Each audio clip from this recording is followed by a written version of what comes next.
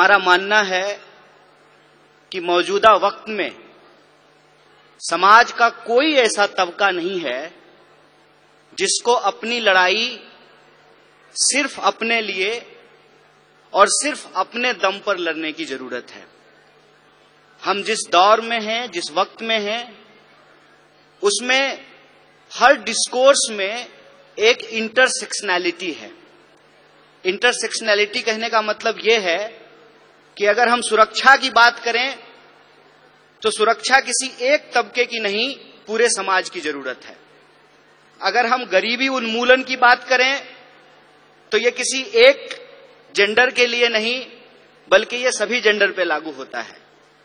और अगर हम किसी भी तरह का समूह उसको ट्रेस करने की कोशिश करें सोसाइटी में, तो हम उसमें एक इंटरसेक्शनैलिटी को देखते हैं।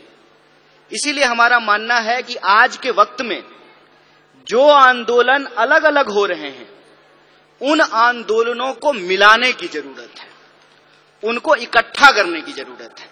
मतलब विद्यार्थियों का आंदोलन है, लेकिन वो महिला अधिकारों का भी आंदोलन होना चाहिए। किसानों का आंदोलन है, लेकिन वो महिला सम्मान का भी आंदोलन होना चाहिए।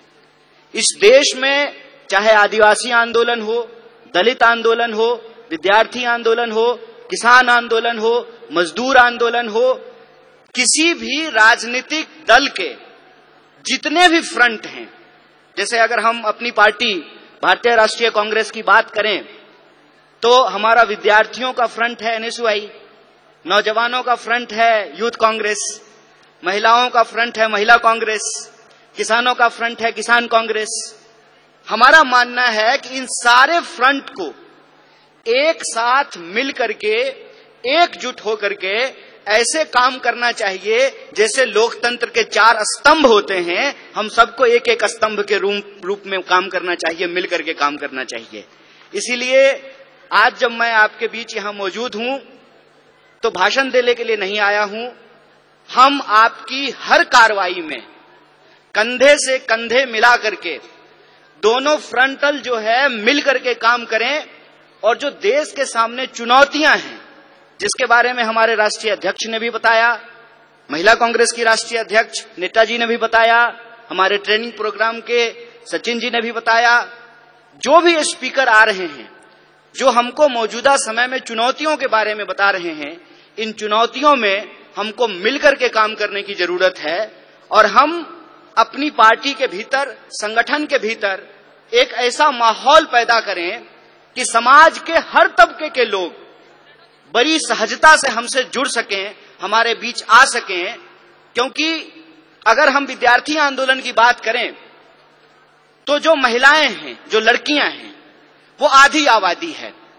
और अगर हम अपनी मीटिंगों में, अपने संगठन की संरचना में, अपने प्रोग्रामों में अगर उनको प्रॉपर जगह नहीं देंगे, उनके लिए कंफर्टेबल माहौल नहीं पैदा करेंगे, ऐसा पॉलिटिकल कल्चर नहीं बनाएंगे कि वो सहम जाएं, वो आगे ना आए, इसका मतलब विद्यार्थी होने के नाते, विद्यार्थियों का संगठन चलाने के नाते हम समाज की जो आधी आबादी है उसको इग्नोर कर रहे हैं। इसीलिए मैं जब आपसे बात कर रहा हूं तो आपसे ये आग्रह कर रहा हूं कि आपके यहां जो विद्यार्थी हैं, जो आपके संगठन से जुड़े हुए हैं, आप उनको हमसे जोड़िए और हम उनके साथ काम करके इस देश में नए तरीके का स्टूडेंट मूवमेंट खड़ा करने का काम करेंगे, विद्यार्थियों के एक तबके को आगे बढ़ाने का काम करेंगे।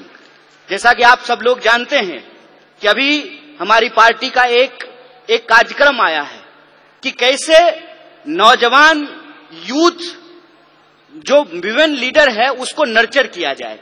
उसके लिए इंदिरा फेलोशिप की शुरुआत की गई है।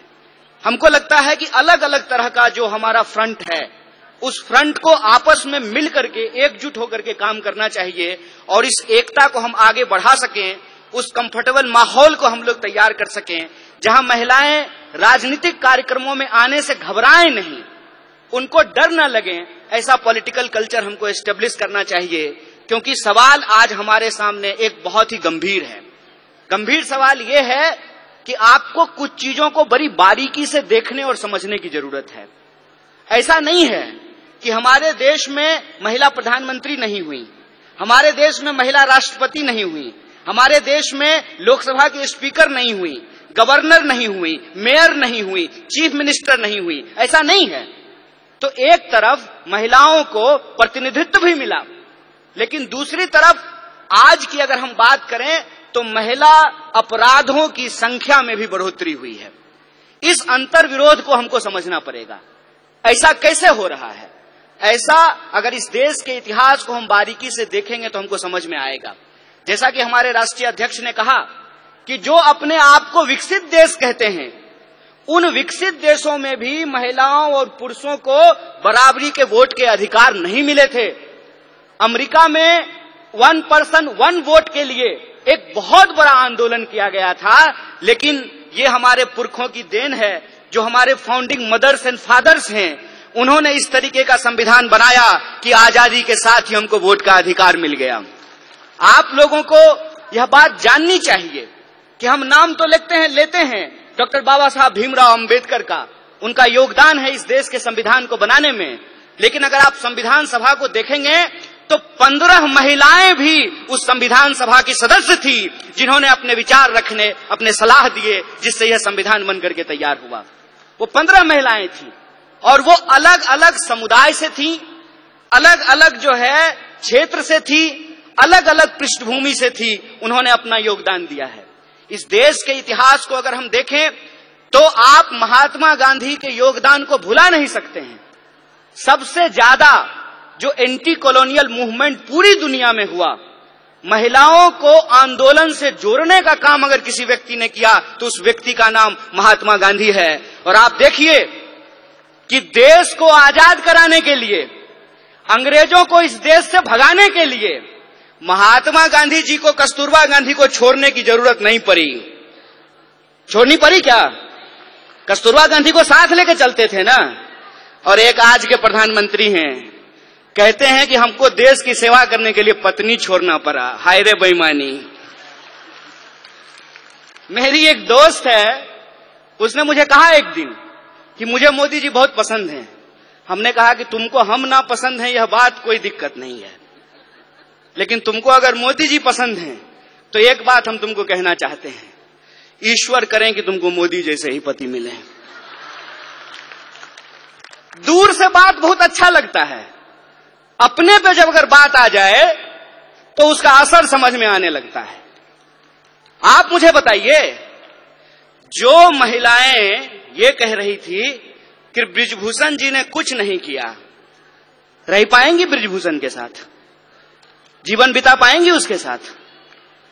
हमारे समाज में जो आज हो रहा है उसको हमको बहुत गंभीरता से समझने की जरूरत है। जो अधिकार हमको एक एक करके बिना लड़े मिल गए, इस देश में समान वोट के अधिकार के लिए कोई महिला आंदोलन नहीं हुआ। जब संविधान लिखा जा रहा था तो वोट का अधिकार दे दिया गया। इस देश में संविधान सभा में 15 महिलाएं शामिल होंगी, इसके लिए कोई आंदोलन नहीं हुआ। महात्मा गांधी ने अपने इनिशिएटिव से, उस वक्त जो है हमारा अखिल भारतीय महिला संघ नहीं था, महिला कांग्रेस नहीं था उस वक्त, लेकिन गांधी जी ने महिलाओं को घर से निकाल करके अपने आंदोलन में शामिल कराया। और आप जानते हैं, शराबबंदी के खिलाफ जो पिकेटिंग का आंदोलन होता था वो पूर्ण रूप से महिलाओं का आंदोलन था। महिलाएं जाती थी और शराब की दुकानों को बंद कराती थी। महिलाओं को राजनीति की मुख्य धारा में लेकर के आए, ये एक प्रोग्रेसिव सोच थी। प्रोग्रेसिव सोच के चलते संविधान सभा का ऐसे निर्माण हुआ जिसमें महिलाओं के प्रतिनिधित्व को सुनिश्चित किया गया। और ये प्रोग्रेसिव डेमोक्रेसी थी कि अमेरिका में आज तक, अमेरिका कहता है ना कि हम दुनिया का सबसे मॉडर्न देश हैं, मॉडर्निटी का ठेकेदार हैं। अमेरिका में आज तक कोई महिला राष्ट्रपति नहीं बन पाई है और हमारे यहां महिला राष्ट्रपति बनी और उसी आधार पे भाजपा को कहने का यह हक मिला कि हम एक आदिवासी को राष्ट्रपति बना रहे हैं। बोलिए, लेकिन प्रश्न यह है आज हमारे सामने कि एक आदिवासी को अगर इस देश का राष्ट्रपति बनाया गया है तो मणिपुर में जब अत्याचार हो रहा था तो माननीय राष्ट्रपति ने अपने मुंह पे क्यों चुप्पी साध रखी है? ये राजनीतिक चुनौती है। इस राजनीतिक चुनौती को हमको समझना पड़ेगा और हम यह बात समझें कि विंग बनाने का यह मतलब नहीं होता है कि हम गुलदस्ता हैं, कि नेताजी आने वाले हैं तो 4 महिला को बुला करके वंदे मातरम गवा देते हैं। हम गुलदस्ता नहीं हैं कि भीड़ में जो है आप आगे में 4 लोगों को बिठा करके हमको सजा दीजिएगा। हम तेज पत्ता हैं कि बिरयानी में ऊपर से डाल दीजिएगा और जब खाने लगेगा तो निकाल दीजिएगा। यह प्रतिनिधित्व का सवाल है। प्रतिनिधित्व के सवाल को हमको सीरियसली लेना पड़ेगा और अगर हम सीरियसली लेते हैं तो प्रश्न आता है पॉलिटिकल कल्चर का। आपने देखा सारी जो एंकर हैं वो टीवी पे क्या कर रही हैं? वो कह रही हैं कि मणिपुर पे आप बोल रहे हैं, राजस्थान पे नहीं बोल रहे हैं। अरे राजस्थान क्या, दुनिया के किसी कोने में अगर महिलाओं के ऊपर कोई अत्याचार होगा तो बिना किसी राजनीतिक लाग लपेट के उसके ऊपर सवाल खड़ा करेंगे, उसके खिलाफ बोलेंगे ये हमारा हक है। आप ये व्हाट अबाउट रीच कर रहे हैं। आप ये दिखाने की कोशिश कर रहे हैं कि चोरी हो जाना, डकैती हो जाना और बलात्कार हो जाना एक है। नहीं है एक। किसी का पर्स मारा गया और किसी के साथ बलात्कार हुआ, ये दोनों अपराध एक है क्या? जो सर्वाइवर होते हैं उनकी पूरी जिंदगी जो खराब हो जाती है। सवाल सिर्फ शरीर का नहीं है, सवाल उनकी मानसिकता का है, सवाल साइकोलॉजी का है। इस बात को हमको समझना पड़ेगा और ये दोनों अपराध को मिलाने को, दोनों अपराध को एक बनाने की कोशिश कर रहे हैं। हमको इसकी गंभीरता को समझना पड़ेगा। हमको इस गंभीरता को समझना पड़ेगा कि यह सब कुछ आ कहां से रहा है, उसके पीछे की मानसिकता क्या है। और हमारे राष्ट्रीय अध्यक्ष ने भी यह बात कही और सचिन जी भी ने अपनी बात में इस बात को कहा कि हम मानते क्या हैं, हम सोचते क्या हैं। अगर हम ये सोचते हैं, हमारे सोच में है कि धन की देवी लक्ष्मी है, विद्या की देवी सरस्वती हैं, तो धन की देवी जब लक्ष्मी थी तो राइट टू प्रॉपर्टी का अधिकार क्यों नहीं दिया गया? यह प्रश्न पूछना चाहिए ना। जब विद्या की देवी सरस्वती हैं तो महिला और पुरुष को पढ़ने का अधिकार क्यों नहीं दिया गया? यह जब हम सोचेंगे तब हमको समझ में आएगा कि आजादी गिफ्ट में नहीं मिला है, नागरिकता का अधिकार गिफ्ट में नहीं मिला है, राजनीति में शामिल होने का अधिकार गिफ्ट में नहीं मिला है। जो लोग उस वक्त आंदोलन को चला रहे थे, ये उनकी सोच थी कि अगर हमारी महिलाओं के पास पहनने के लिए साड़ी नहीं है। जब कस्तूरबा के साथ गांधी गए चंपारण तो कस्तूरबा से गांधी ने पूछा कि ये बताओ कि हमारे प्रोग्राम में महिलाएं क्यों नहीं आती हैं? तो कस्तूरबा ने बताया कि इतनी ज्यादा गरीबी है कि बाहर जाने के लिए एक ही साड़ी है, सारी महिलाएं एक बार बाहर नहीं निकल सकती हैं। तो सारी महिलाओं को छोड़ करके कोई एक बाहर नहीं आना चाहता है। और एक कहानी बोल करके मैं अपनी बात को समाप्त करूंगा, उससे आप वस्तु स्थिति को अपने आप समझ जाएंगे।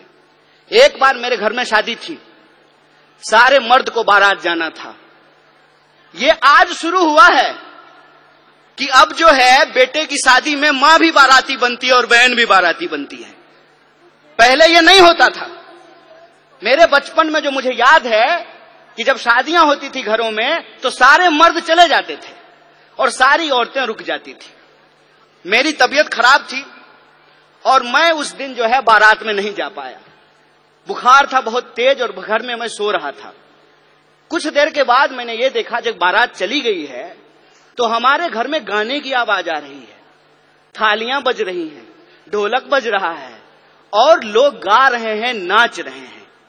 कौतूहलता बस, आउट ऑफ क्यूरियोसिटी, मैं जाकर के चुपचाप दरवाजे के पास जाकर के देखने लगा और मुझे इतना आश्चर्य हुआ कि जिस मां ने मुझे 9 महीने पेट में रखा, अपनी एक एक सांस दी, खून दिया, पसीना दिया, 9 महीने पेट में रख करके पैदा किया, रोज खाना खिलाया, पखाना साफ किया, पढ़ाया लिखाया, वो मेरी मां गाती है ये मुझे मालूम ही नहीं था।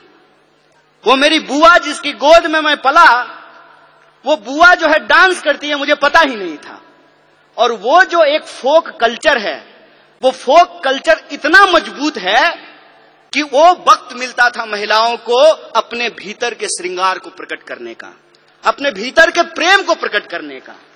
जिस समाज में आपको आपकी भावना प्रकट करने का अधिकार नहीं हो, उस समाज में महिलाओं को राजनीति में लेकर के आना एक चुनौतीपूर्ण कार्य है। और हम जितना आगे बढ़ रहे हैं, यह जो विचार वाली बात है, जो ये कहता है निर्भया कांड के दौरान कि अगर वो उस बलात्कारी को भैया भैया कह करके माफी मांगती तो उसकी जान बच जाती, उसी मानसिकता के लोग जब आज सत्ता में बैठे हुए हैं, तो आपको लगता है कि निर्भया के न्याय के लिए जो कानून आया वो कानून बन पाता? वो कानून इसलिए बन पाया क्योंकि कांग्रेस का नेतृत्व सोनिया गांधी के हाथ में था। इस बात को याद रखिएगा। यह प्रतिनिधित्व का सवाल है, यह नेतृत्व का सवाल है कि अगर नेतृत्व इस देश में इंदिरा गांधी के हाथ में रहा, नेतृत्व सोनिया गांधी के हाथ में रहा, तो महिलाओं को आगे बढ़ने का हक मिला। और नेतृत्व आज एक ऐसे आदमी के हाथ में है जो पत्नी छोड़ करके भाग गया, तो महिला अधिकार का क्या होगा, इसको आप बखूबी समझ सकते हैं। इसीलिए मैं पॉलिटिकल कल्चर की बात कर रहा हूं। अपराध कहीं भी हो सकते हैं, अपराध छत्तीसगढ़ में भी हो सकता है, राजस्थान में भी हो सकता है, मणिपुर में भी हो सकता है, मध्य प्रदेश में भी हो सकता है, लेकिन अपराध के बाद पुलिस की कार्रवाई कैसे हो रही है, सरकार उस पर क्या बोल रही है, जिस पार्टी की सरकार है उसके स्पोक्स पर्सन क्या बोल रहे हैं, इस बात पे हमको ध्यान देना पड़ेगा। और कांग्रेस और बीजेपी के बीच में दल का फर्क नहीं है, विचार का फर्क है, इस बात को हमको समझना पड़ेगा। और अगर हम समानता में भरोसा रखते हैं, अगर हमको लगता है कि बलात्कारियों को मंत्री, मुख्यमंत्री, विधायक और एमपी नहीं बनाना चाहिए, तो 2024 का चुनाव कांग्रेस पार्टी के अस्तित्व का चुनाव नहीं है। 2024 का चुनाव हम महिलाओं के लिए, हम तमाम नागरिकों के लिए, इस देश के अस्तित्व का सवाल है, संविधान के अस्तित्व के सवाल है। इसको हमको समझना पड़ेगा। और जिन चीजों से हम जूझ रहे हैं, चाहे वो महंगाई हो, चाहे वो बेकारी हो, उन तमाम सवालों को लेकर के हमको घर घर जाना है। और जो संविधान ने जो हमको अधिकार दिया है, समान अवसर का, सम्मान का, एकता का, भागीदारी का, उसको हमको आगे लेकर के जाना होगा। और जो नारा आपने लगाया है, आधी आबादी पूरा हक, अपनी पार्टी और एनएसवाई के तरफ से इस मांग के साथ हम पूर्ण समर्थन में खड़े हैं और आप किसी लड़ाई में कंधे से कंधे मिला करके आपके साथ चलेंगे। इन्हीं शब्दों के साथ अपनी बात को खत्म करूंगा। शुक्रिया। इनकलाब जिंदाबाद। जय हिंद, जय कांग्रेस, जय महिला शक्ति।